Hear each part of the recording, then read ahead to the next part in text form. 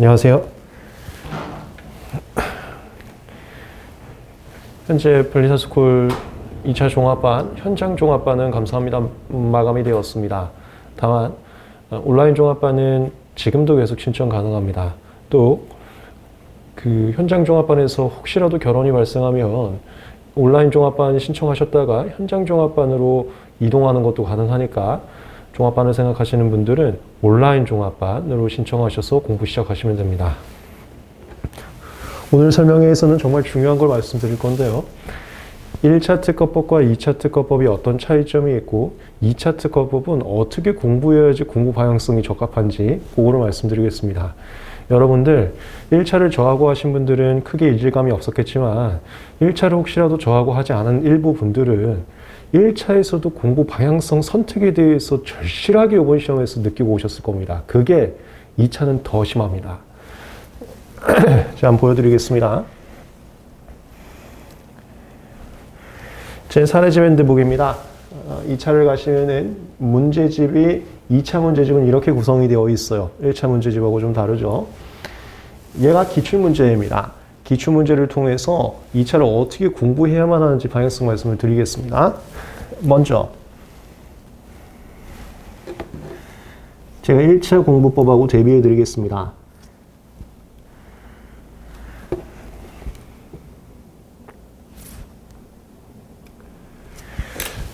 (1차) 특허법 거의 대부분의 학생분들이 저하고 수업을 하고 있으니까 제 수업 스타일 아시죠? 그걸 바탕으로 1차 때는 이렇게 배웠고 2차는 어떻게 되는지를 대비해 드릴 거예요. 혹시라도 일부 분들 중에서 이제 저하고 1차를 하지 않아서 이렇게 1차를 공부하지 못한 분들은 뭐 이번 시험에서 하여튼 많은 걸 느끼셨을 텐데 그래도 한번 따라와 봐주세요. 2차 공부법에 대해서 하여튼 보여드리겠습니다. 문제를 볼 때 판례 문제는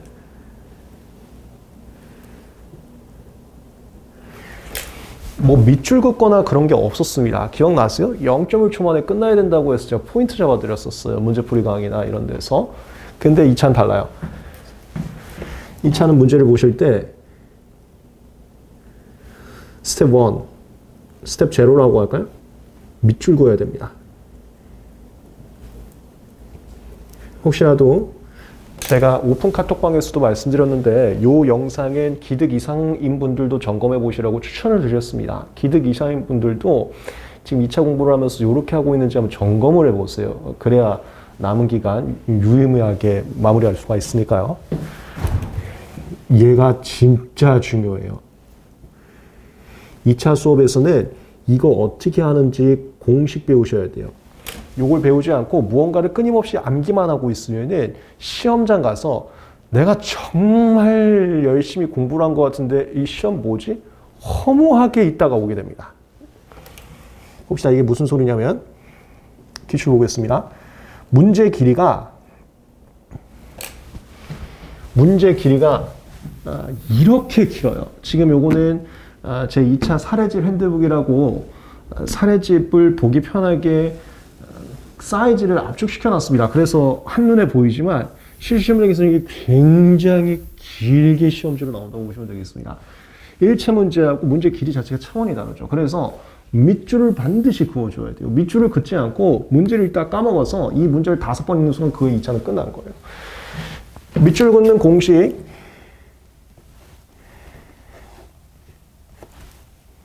현재 우리 2차, 동차 통합 강의에서 하고 있습니다. 요 강의를 안 들으신 분들은 참고하시면 돼요. 요 강의에서 말씀드린 대로 공식에 따라서 밑줄 한번 보여드리겠습니다. 여기서부터 1차가 다른 거예요. 1차 때는 밑줄 같은 거 없었어. 판례 문제 0.1초 만에 끝났어. 저하고 판례 강의하면 너무 쉬웠었죠. 판례 문제는. 답은 대형 유동 채널 요런 걸 우리가 구성이라고 하는데 이거 밑줄 그어줘야 돼. 소형 유동 채널 균일한 중합체 시트 C. 동차 통합 강의에서도 말씀드리지만 각각의 기술적 내용이 뭔지는 관심이 없습니다. 그냥 A, B, C 또는 1, 2, 3으로 특정만 해주시면 돼요. 이거 왜 할 거냐면 어디 남의 것들 막 나오거든요. 똑같은 건지 아닌지만 체크해 주시면 돼요. 기술적 내용은 관심 없어요. 이거하고 똑같은 게 어딘가 남의 거에도 있는지만 체크할 정도로 그냥 눈에 보이기 편하게 A, B, C 해주세요. 그럼 A, B, C가 어디서 등장하는지만 볼 거예요.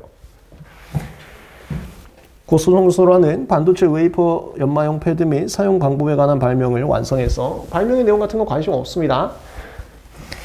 2018년 6월 20일 날짜는 전부 다 밑줄 쳐주세요. 시험장에서 잘 보이게 형광펜으로 다 쳐주세요.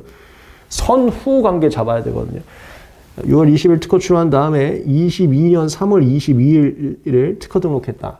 제가 실제 수업에서는 각각의 밑줄 치는 부분에 대해서 어떤 의미가 있는지 좀 자세하게 말씀드리지만 오늘은 설명회로서 그 긴 내막보다는 공부 방향성 위주로 말씀을 드릴게요. 더 추가적으로 이 밑줄 친 것들이 어떤 의미가 있는지들은 수업에서 한번 더 참고를 해주세요.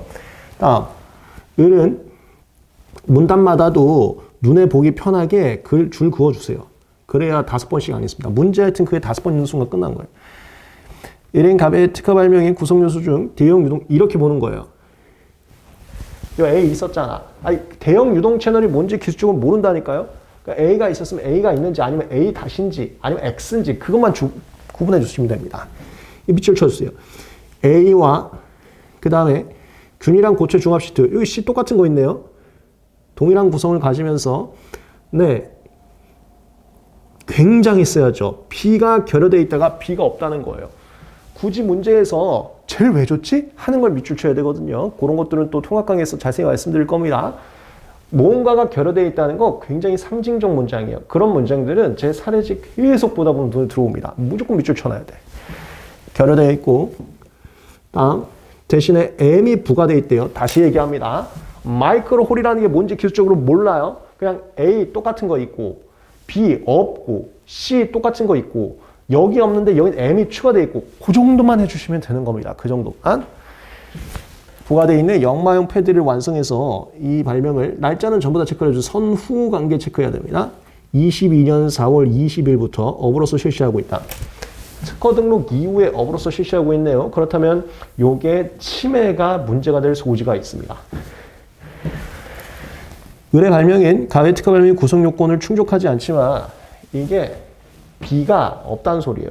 B가 없지만 을이 자신의 발명이 연마형 패드를 사용하게 되면 가외 특허 발명 구성 요건을 충족하게 돼서 침해에 이르게 할 개연성이 있다. 이거 1차 때 기억나시나요? 무슨 개연성이라는 게 간접침해에서 등장하는 용어거든요. 자, 잠깐 이것 좀 말씀드리고 가겠습니다. 대다수의 수험생분들이 감사하게도 1차 때 제 수업을 들어주십니다. 그래서 저하고 판례 강의를 했었죠. 때문에 그걸 전제로 제가 2차 수업을 진행하게 되는데 일부 분들, 제가 상담하면서도 많이 느꼈는데 저하고 혹시라도 판례 강의를 하지 않았던 분들은 지금 당장 동차 통합 강의 가면 제가 어떤 수업을 같이 들으라고 말씀드립니다. 그거 반드시 지금 당장 하셔야 돼요. 안 그러면 2차에서 정말 심각하게 헤맬 수가 있습니다. 꼭 명심해 주세요. 꼭이요, 꼭. 이거 우리 1차 판례 강의에서 많이 했습니다. 개연성이라는 것은 간접침해에서 등장하는 일반적 용어입니다. 근데 하여튼 자세한 내용들은 나중에 수업 시간에 말하고 지금은 어떻게 하는 건지 공부 방향성만 할게요. 그리고 여기 다만 M이라는 기술 수단에 의해서 값보다 더 우수한 효과를 가질 수가 있다. 이게 문제 읽다 보면 하여튼 느낌이 옵니다. 지금 이 문장 가면서 너무 뜬금없거든요. 너무 뜬금없는 거 반드시 밑줄 쳐줘야 돼요. 여러분들 소설책 읽고 있는데 굳이 이게 나왔다는 건 뭔가 얘가 등장인물, 주인공 역할을 할 것 같다라는 느낌이 와야 된다니까요. 그런 것들 밑줄을 좀 쳐줘야 됩니다. 1차에서는 이렇게까지 할 필요가 없어요. 2차에서는 이 밑줄을 잘 쳐줘야 됩니다. 됐어. 다음 눈에 보기 편하게 이렇게 문단마다 또 그어 놓습니다. 을은 자신의 발명을 병에게 공급이라는 것도 제가 1차 때 실무 스타일들 말씀 많이 드렸습니다. 제가 담당했던 사건들 말씀 많이 드렸었죠. 공급 계약서라고 해서요. 공급하는 계약을 체결했다. 병은 을의 연마형 패드를 사용해서 화학적, 기계적, 평탄화 공정을 수행하고 있고 이 과정에서 다수의 다이아몬드 입자가 부착된 컨디셔너로 역마용 패드의 표면을 압축해서 문지르는 브레이크인. 뭔가 굉장히 기술적으로 긴데 굳이 뭔가 가르치면서 그걸 강조한다. 쎄합니다. 밑줄 일단 쳐주세요. 컨디셔닝. 뭐 기술적으로 무슨 내용인지 모릅니다. 이게 그 다음 이거요.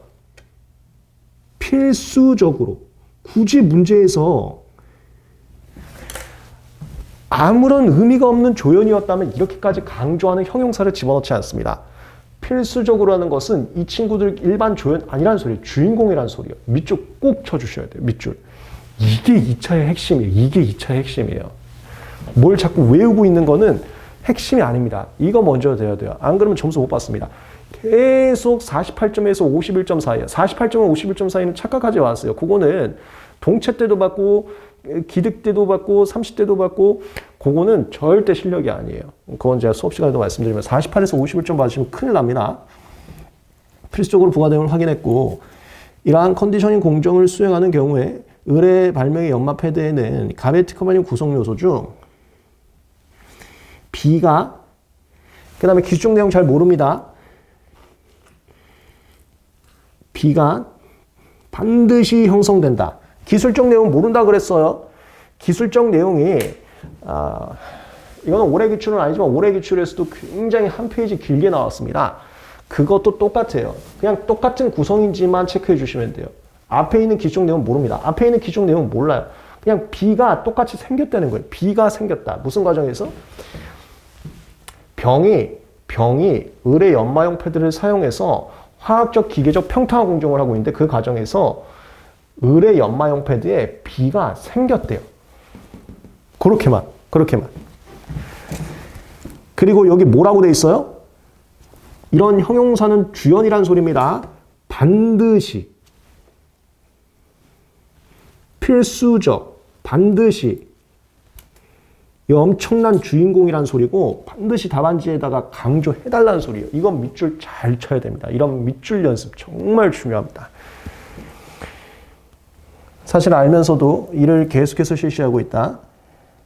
좋아요. 여기까지. 그러면 잠깐만 1차 때 우리 뭐 배웠었냐면요. 이런 거 배운 적이 있습니다. 간접침해는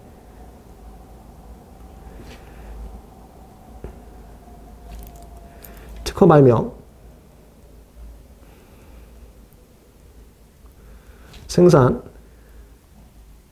에만 사용되는 물건. 그리고 여기서 에만이란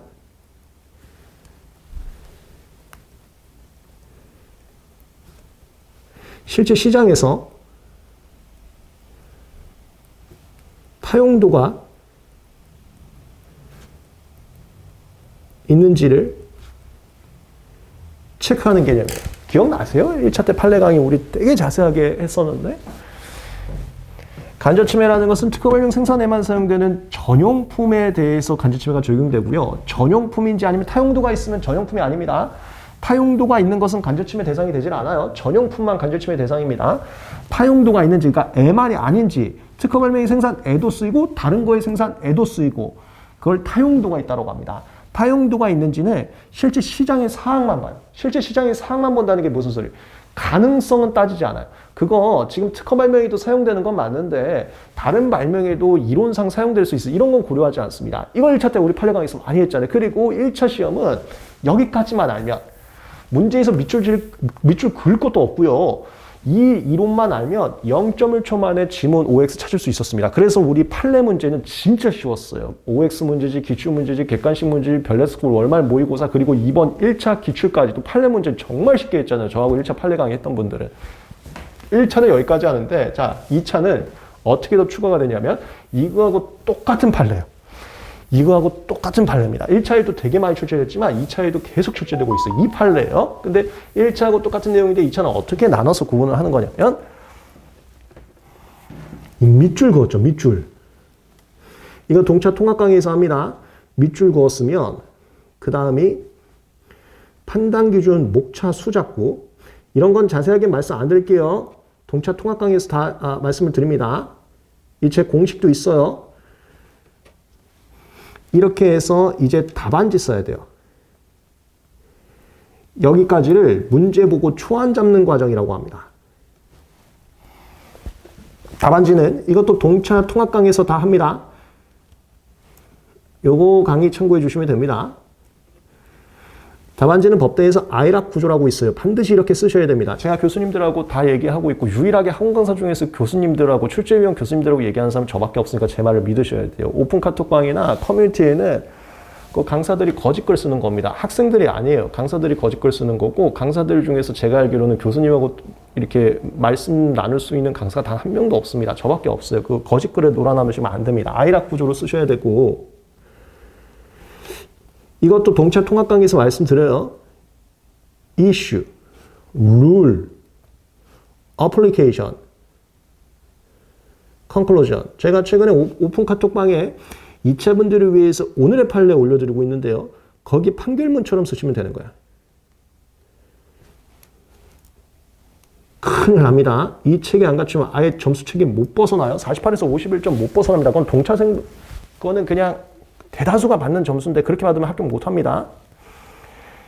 여기서 간다. 이 어플리케이션 있잖아요. 이거 할 때 이 밑줄에 따라서 해주는 거예요. 밑줄을 잘 그어놓고 어플리케이션 과정 보여드릴게요. 1차에서는 그런 거 안 해. 1차에서는 그런 거 안 하고 2차에서는 이것까지. 무슨 1차는 이 판례의 결론까지만 하고요. 2차는 이 판례의 결론이 유도된 사안까지 가요. 사안이 뭐냐? 이거요. 자, 이제 보여드릴게. 이거요. 밑줄 치는 거 어떻게 하는 거냐면요.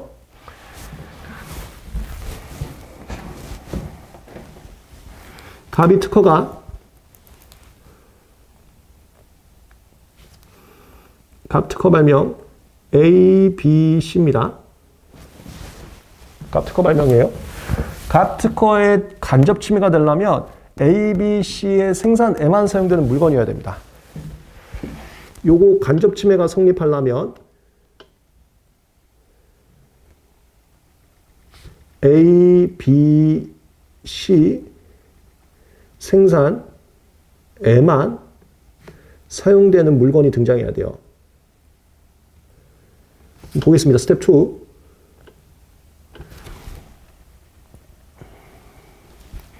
지금부터 하는 과정이 이 애만을 찾아가는 거거든요. 이 애만을 찾아가는 거 1차 때는 판례 분명히 0점을 초만했습니다. 2차는 이 과정이어야 돼요. 봐보세요. 애만을 찾아갈 건데 스텝 2. 을은 A 그 다음에 C, M 이거를 병한테 팔고 있습니다. 공급계약서 1차 때 제가 지나가면서 제 실무적인 거 말씀드렸어요. 이거 파는 겁니다. 팔고 있어요. 그 다음에 병은 여기요. 그걸 가지고 어떤 공정을 수행합니다. 이 병이 수행하는 공정 안에는 여기요. 이 같은 2차 시험장 가서 5번 읽는 순간 끝이야. 눈에 잘 보여야지 5번까지 안 읽습니다. 2번까지는 읽을 수 있어요. 근데 5번 읽는 순간 끝나는 겁니다. 브레이크인 컨디션이 필수적으로 부과돼요. 브레이크인 과정과 컨디셔닝 과정이 반드시 부과가 됩니다. 그리고 여기요. 브레이크인과 컨디션이 부과되면 반드시 B가 형성돼요. 반드시란 말 뭔지 잡아드릴게요. 이렇게 하면 반드시 A, C, M, B가 됩니다. 됐어. 얘 어떻게 되는 거냐면 자 이거 모든 사람들이 삼성전자한테 납품하고 싶어서 좀 싸우게 된 사건이었습니다. 모든 이들이 하여튼 삼성전자한테 공급하고 싶어서 싸우게 된 거예요. 제가 각색을 좀 하겠습니다. 여러분들 이해를 더 쉽게 해드리려고. 삼성전자에서 반도체 하는 공정이 있고 SK에서 반도체 하는 공정이 있다고 봐요. 회사들이 다 이 대형 회사에다가 자기 물건들을 납품하고 싶어요. 연마용 패드라는 건 납품하고 싶어요. 그래 떼돈 벌잖아요. 이거 전 세계적으로 대단한 회사들인데 연마용 패드 만드는 회사가 갑도 있고 병도 있어요. 서로 여기다 납품하고 싶습니다. 그래서 여러분들이 변리사들 일을 하는 겁니다. 누군가가 특허를 가지면 특허에 침해되는 건 여기다 납품을 못해요. 그렇게 하려고 변리사가 있는 거예요. 병이 지금 문제에서 여기다 납품해요. 근데 갑은 그거 자신의 특허 침해이기 때문에 너 납품 못하게 막고 싶은 겁니다. 돈 벌려고 하는 겁니다. 자, 첫 번째, 병이 납품할 때, 병이래요. 을이네요. 문제에서 병에게만 공급계약서 작성했다고 했거든요. 이게 뭐냐면, 병을 삼성전자로 봐주세요. 삼성전자 말고, 을의 ACM이 SK 하이닉스에 납품이 돼요. 그럼 SK 하이닉스의 특유의 또 반도체 공정이 있을 겁니다. 그 특유의 반도체 공정에 의하면 ACMB가 형성이 안 돼요. 그냥 ACM 자체로 있어요. 무슨 소리인지 알겠어요? 을 거는 연마연펄드가 갑과하고 다릅니다. 얘 건 ACM이란 말이에요. 갑거는 A, B, C고요. 다르잖아요. 그리고 ACM이 SK 공정에서 이루어지면 ACM이 그대로 ACM 상태로 이루어져요. 반도체 공정이.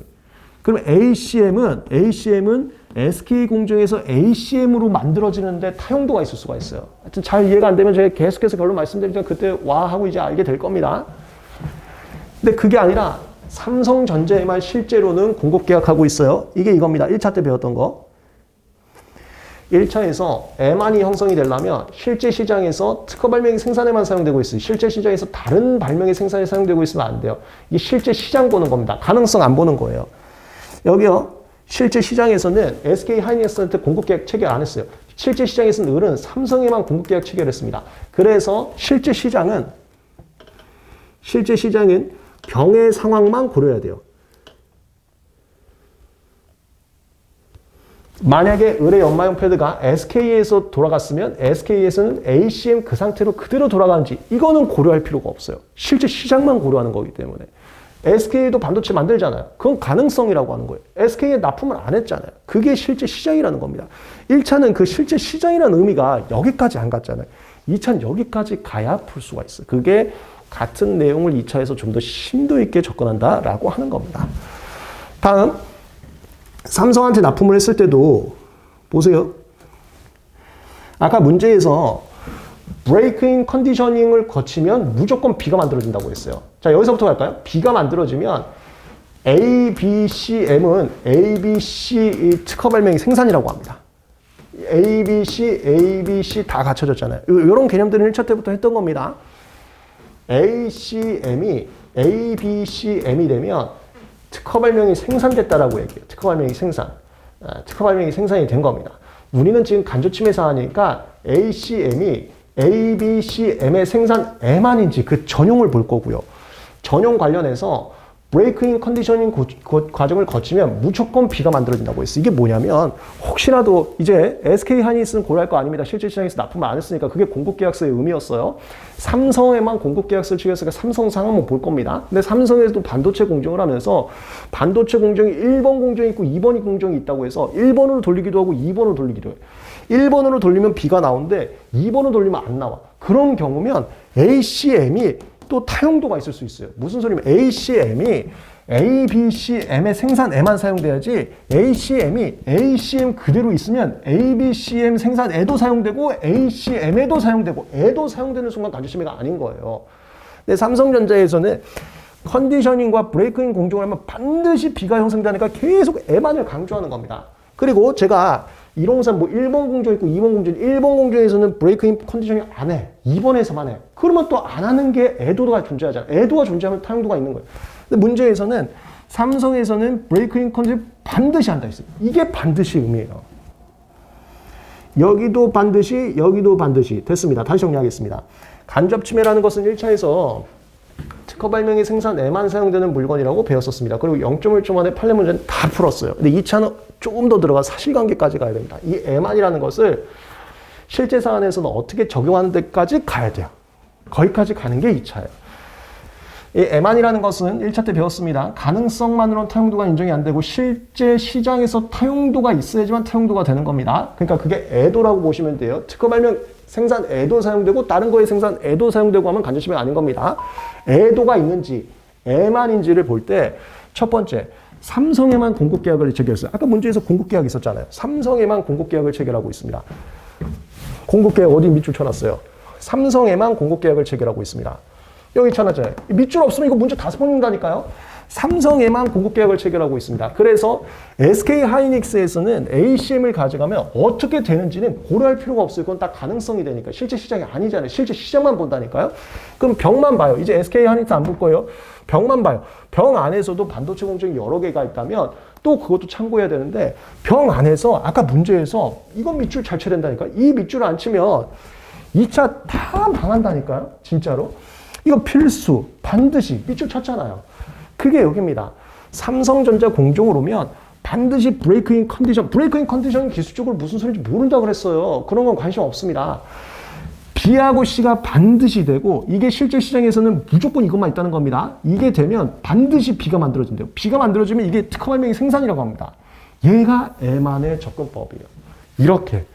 이렇게 해서 이 논리들을 답안지에 룰과 어플리케이션에 써줘야 됩니다. 이 과정이 2차라고 보시면 되겠어요. 자, 하나 더. 이제 저하고 동차 통합 강의를 오게 되면 판단 기준이라는 거, 판단 기준 룰입니다. 이거 목차 만드는 공식 배울 겁니다. 이거 저밖에 안 하고 있거든요. 놀랍게도 2차에서 필수적인 건데 놀랍게도 저밖에 안 하고 있습니다. 하여튼 공부 방향성 잘 선택하세요. 그렇지 않으면 정말 크게 후회할 수가 있습니다. 이게 이거예요. 오신 문제에서 자세히 안 읽겠습니다. 배점이 12점이죠. 그럼 저 혼자 만든 공식 5점당 1목차입니다. 5점당 1목차. 12점이면 이거 2차 동차 통합 강의 오면 연습 많이 할 겁니다. 2차는 이거 하는 겁니다. 1차하고 다른 게 2차는 이거 하는 거예요.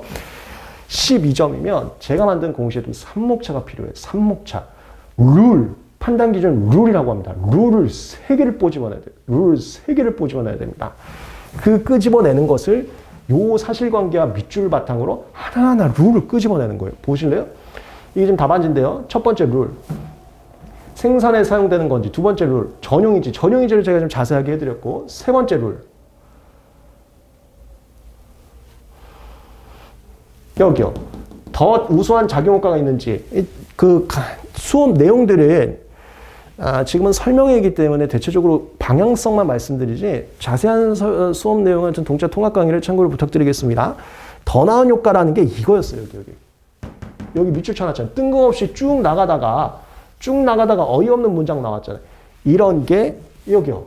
12점이면 3목차, 3 룰이 필요한데 그 룰 중에 이걸 쓰는구나. 이렇게 추출할 수 있게 밑줄을 쳐놔야 됩니다. 밑줄을 쳐놓지 않으면 12점이면 3 룰이 필요한데 아이락 중에 룰이 3개가 필요한데 3개를 못 쓸 수가 있어요. 3개를 못 쓰면 점수 못 받는 거예요. 이게 2차의 특징이라고 보시면 되겠습니다. 정리하겠습니다. 1차와 2차가 같은 판례를 공부합니다. 1차 때는 조문도 공부했는데 조문이 더 어려웠죠, 문제가. 근데 2차는 조문 문제는 거의 나오지가 않고요. 뭐 논술을 써야 되는 특정상 판례 문제로 나옵니다. 같은 판례를 배우게 되는데 이거 1차에도 되게 많이 출제됐고 2차에도 이거 한 번 출제된 게 아니에요. 몇 번 출제됐습니다. 빈출된 판례로서 우리 되게 잘 아는데 2차는 방향성이 어떻게 되냐? 실제 사항까지 좀 가셔야 돼요.